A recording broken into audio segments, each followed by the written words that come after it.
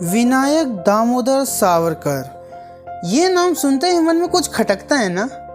उड़े उड़े से कुछ शब्द कानों से टकराते हैं। ध्यान से सुनने पर एक शब्द बड़ा ही स्पष्ट सुनाई देगा, माफ़ी, अंग्रेजों से माफ़ी। जिनका नाम सुनकर हमारा सर आदर से झुक जाना चाहिए, उन्हीं का नाम सुनते ही हमारे मन में 100 सवाल सर उठाकर खड़े हो जाते हैं।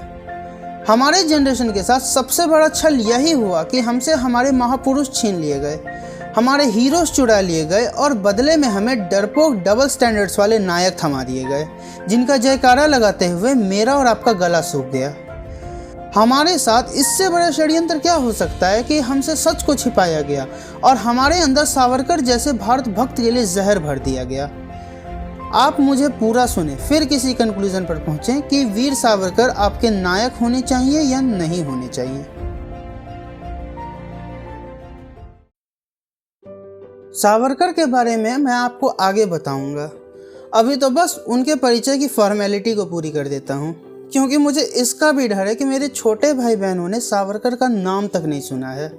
बाबरों, टीपू सुल्तानों, अकबरों के बाद सिलेबस में इतनी जगह ही नहीं थी कि सावरकर को भी पढ़ाया जाए, और जो कुछ भी थोड़ी बहुत जगह बची थी उसे तो हमारे महान स्वतंत्रता सेनानी गांधी और नेहरू ने ही भर दिया। वीर सावरकर वो हैं जिन्होंने माँ भारती की स्तुति में 6000 कविताएं लिख दी, लेकिन कागज़ों पर नहीं, सेलुलर जेल की दीवारों पर, कलम से नहीं, कंकड़, कील और कोयले से। वीर सावरकर वो हैं जिनको अंग्रेज सरकार ने क्रांति के अपराध में काला पानी का दंड दिया था। काला पानी की सज़ा साधारण विद्रोहियों या अपराधियों को नहीं दी जाती हैं। ये सज़ा सिर्फ डी क्लास के बागियों को, डेंजर क्लास के बागियों को ही मिलती है। सेल्यूलर जेल जाने का मतलब अंग्रेज सरकार आपके आगे विवश हो गई है। उसका कोई जोर या जुल्म आपको झुका नहीं पाया। एक ही रास्ता है, आपको असहाय यातना दी जाए और बाहरी दुनिया से आपको पूरा डिस्कनेक्ट कर दिया जाए।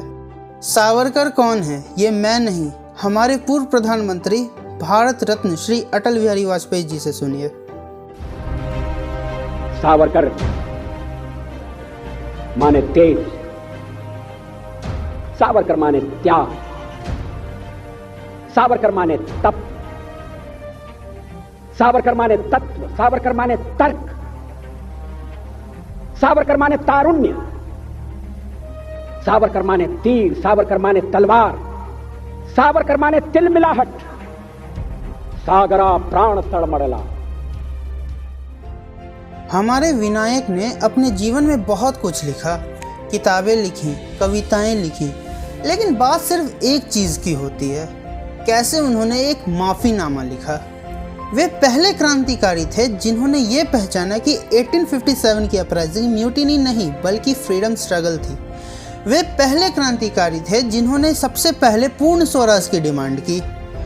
1857 की स्वतंत्रता समर सावरकर द्वारा लिखी गई ये किताब उस समय क्रांतिकारियों की भागवत गीता बन गई थी।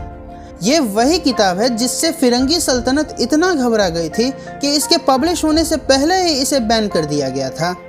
और ये वही किताब है जिसे पढ़कर भगत सिंह, राजगुरु, सुखदेव, अशफाकुल्लाह खान से लेकर सुभाष चंद्र बोस जैसे महान क्रांतिकारी भारतीय स्वतंत्रता के लिए अंग्रेजों के खिलाफ संग्राम छेड़ दिया।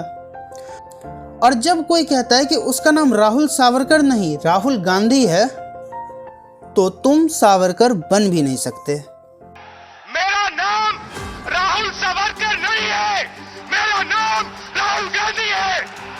मैं सच्चाई के लिए कभी माफी नहीं मांगूंगा, मर जाऊंगा मगर माफी नहीं मांगूंगा। मैंने सिर्फ एक बात कही, गांधी हमारे हैं, सावरकर आपके। क्या इसमें कोई गलत बात कही मैंने? क्या सावरकर आपके नहीं है? क्या आपने उनको उठा के फेंक दिया? क्या सावरकर को आपने फेंक दिया, उठा के फेंक दिया? अरे जवाब दीजिए, सावरकर को आपने फेंक दिया क्या? उठा के फेंक दिया, बाहर कर दिया?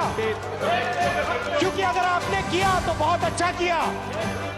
हमारे हिस्ट्री बुक्स में quit India movement, non cooperation movement और सत्याग्रह के लिए एक एक चैप्टर डेडिकेट कर दिए गए हैं, लेकिन सुभाष चंद्र बोस, भगत सिंह, ढींगरा जैसे क्रांतिकारियों को सिर्फ एक पंच लाइन बनाकर रख दिया गया। जैसे कि असल आज़ादी तो इन्हीं दो लोगों ने दिलाई थी, एक तो ये बिना खड़क बिना ढाल वाले संत ने और दूसरे हमारे चाचा जी ने।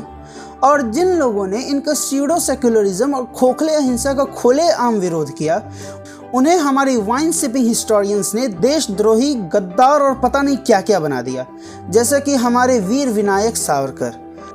अगर सावरकर इतने ही खराब थे तो वे हजारों क्रांतिकारियों के इंस्पिरेशन कैसे बने?